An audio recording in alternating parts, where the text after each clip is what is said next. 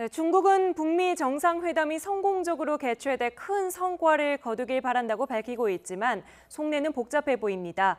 북미 관계 개선이 급속도로 이루어질 경우 대북 영향력이 줄어들 수 있다는 우려 때문인데요. 김정은 위원장에게 최고 지도부가 이용하는 여객기까지 빌려준 것도 북중 관계에서 패싱당하지 않고 있다는 걸 보여주기 위한 측면이 있다는 분석입니다. 베이징 연결합니다. 박희천 특파원. 네, 베이징입니다. 네, 김정은 위원장이 그제 중국 비행기를 타고 싱가포르로 이동했는데 이게 북한의 요청에 따른 것이라고 중국 정부가 공식적으로 밝혔다고요. 네, 중국 외교부가 밝힌 내용인데요.耿수왕 중국 외교부 대변인은 어제 브리핑에서 북한의 요청으로 중국 민간 항공사가 북한 대표단이 싱가포르로 가는 데 필요한 서비스를 제공했다고 말했습니다. 말 그대로 해석하면 자신들이 먼저 나서서 비행기를 빌려준 게 아니라는 얘기인데요.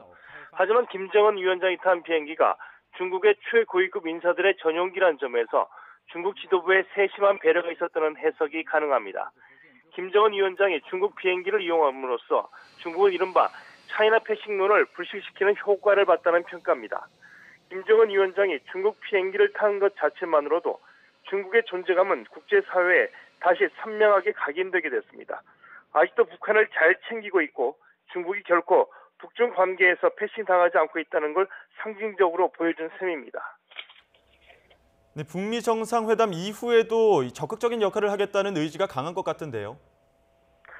네, 중국은 한반도 문제의 주요 당사국이자 정전협정 서명 당사국이라며 계속해서 역할을 할 것이라는 점을 강조하고 있습니다. 어제 외교부 브리핑에서도耿수왕 대변인은 중국은 한반도 이웃이자 주요 당사국으로서 관련국들과 함께 한반도 비핵화 실현과 영구적 안정을 계속 추진하기를 원한다고 말했습니다. 북미 정상회담 이후 이어질 평화체제 구축 과정에서 적극적인 역할을 하겠다는 의지를 거듭 밝힌 건데요. 중국의 전문가들은 중국이 앞으로 북미 정상회담에서 이뤄진 합의들이 이행되는 과정에서 보증인이자 중재자로서의 역할을 찾는 데 적극 나설 것으로 전망했습니다. 지금까지 베이징에서 전해드렸습니다.